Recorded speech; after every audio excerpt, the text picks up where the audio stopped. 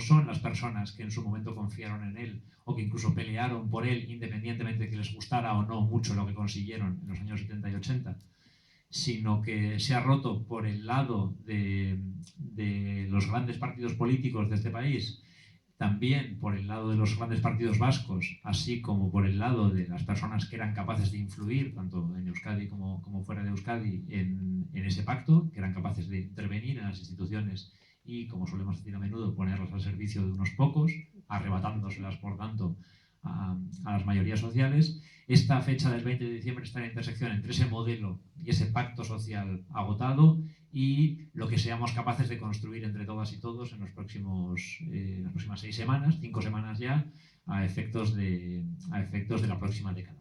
Y hablamos en ese sentido de la necesidad de ganar la década. Hay que ganar la década. Y esa década es una década larga, que va prácticamente hasta 2028, 2030. Nos jugamos 15 años, los próximos 15 años.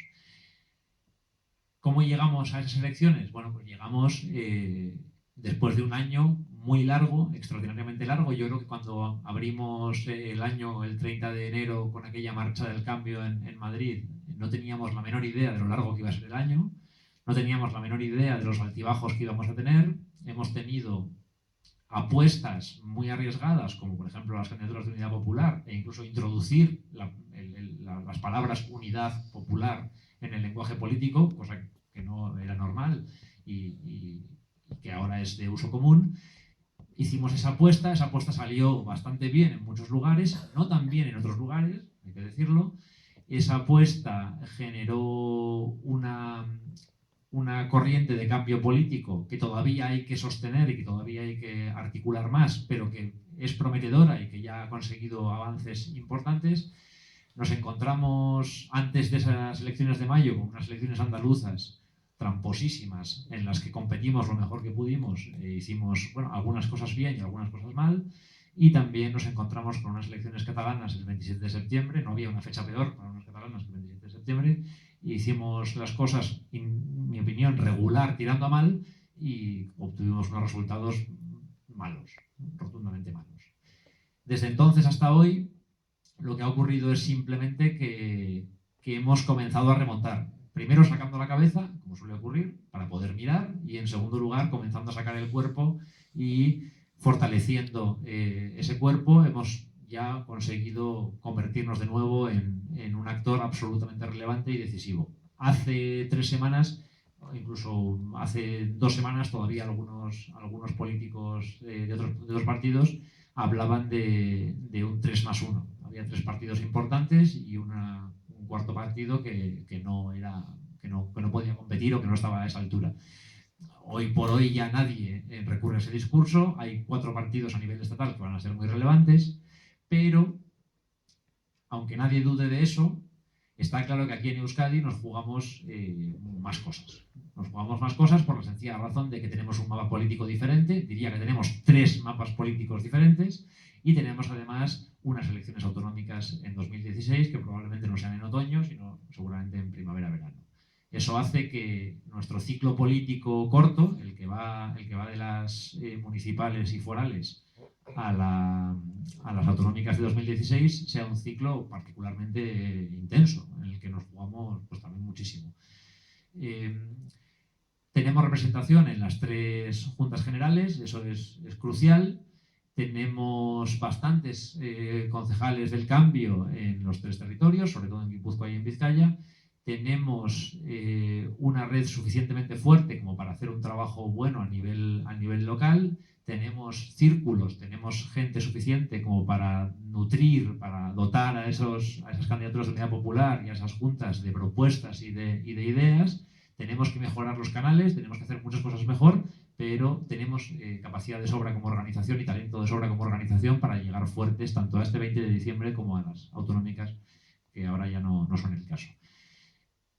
¿Con qué salimos en el Estado y cómo aterrizamos eso en Euskadi, ¿no? Esa es una de las preguntas que siempre hay que hacerse, ¿no? Cuando uno hace política, o aunque sea a nivel estatal, en Euskadi o desde Euskadi.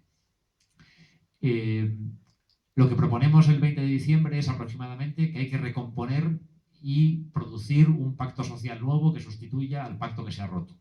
Ese pacto social nuevo tiene como mínimo 5 ejes o 5 garantías que creemos deben ser constitucionales. Y esto yo creo que hay que decirlo todo el tiempo que podamos, que lo que aspiramos no es a un recambio político, sino a un pacto social nuevo, que fuerzas nuevas sean capaces de vehicular a través de las instituciones a nivel estatal, en colaboración con las instituciones a nivel autonómico, foral y municipal. Y que ese pacto social nuevo se apoya en esos 5 ejes, que son fundamentalmente la necesidad de blindar los derechos sociales y los derechos de nueva generación constitucionalmente. En segundo lugar, que el ejercicio del derecho a decidir esté recogido constitucionalmente y pueda hacerse con cauces claros y conocidos por todas las partes y con estabilidad institucional. Es decir, que se le dé soluciones políticas que luego alcanzan rango de ley a problemas políticos y que no andemos jugando a qué es legal o qué es ilegal en el marco actual, porque si algo hemos descubierto es que el marco actual no sirve para hacerse cargo de la realidad plurinacional de nuestro país. Tercer eje o tercer pilar, la reforma de la justicia. Nos hemos acostumbrado, esto es un clásico en Euskadi, un clásico en Cataluña, un clásico en todas partes, a que los tribunales hagan política y a que los políticos hagan política en los tribunales y no en los parlamentos. Si algo hemos visto es cómo los parlamentos, los municipios se vaciaban de política para convertirse presuntamente en meros lugares de gestión. Luego hemos visto qué consecuencias tenía eso, mientras que los tribunales se llenaban de asuntos políticos y las televisiones se llenaban también de política. Hemos visto ese proceso de vaciamiento y de desplazamiento de lo político a nivel estatal. Bien, la reforma de la justicia para hacerla independiente de los poderes políticos es un factor fundamental del nuevo pacto social. Para que la política se haga en los parlamentos, se haga en las calles y se haga en las organizaciones sociales y políticas que tienen esa función y no se hagan o no se resuelvan los asuntos políticos en los tribunales. Cuarta cuestión, la reforma de la ley electoral. Ahora mismo la circunscripción que señala la ley electoral, el sistema electoral español es una circunscripción provincial. Partiendo de esa base hay que intentar conseguir mayor proporcionalidad, es decir, que los resultados electorales se parezcan y las circunscripciones y en general los sistemas de votación se parezcan un poco más a la realidad demográfica del país. Sabéis que hay una sobrerepresentación en algunos lugares, que en su día se optó por ella para estabilizar el sistema político. Hoy por hoy creo que no necesitamos estabilizar el sistema político, sino hacerlo más proporcional, más realista y en el fondo más veraz. Y por último, el pacto anticorrupción. El pacto anticorrupción intenta también inaugurar una forma de hacer pactos políticos diferente. Hasta ahora nos habíamos encontrado con que llamábamos pacto de Estado al acuerdo entre Partido Popular y Partido Socialista, que dejaba fuera casi siempre al resto de fuerzas políticas y dejaba casi siempre fuera a las organizaciones sociales, a los agentes sociales en su conjunto y a la sociedad entendida como agregado de individuos que tienen relaciones mutuas entre ellos, que también tienen organizaciones desde abajo que trabajan en el tejido directamente y que conocen muy bien las realidades. Se hacían los pactos, por ejemplo, en torno a la violencia machista sin contar con las organizaciones, o se hacían los pactos sobre las cuestiones sin contar con la voz de la ciudadanía, que no se manifiesta solamente a través de las urnas, sino a través también de estas asociaciones, y se dejaba siempre sistemáticamente fuera a los partidos políticos que no fuesen PP o PSOE. Bien, sustituimos la expresión pacto de Estado por la expresión pacto de país. Lo que queremos es un pacto de país. A nivel estatal, esto significa simplemente, y se ejemplifica en la corrupción, de la siguiente manera.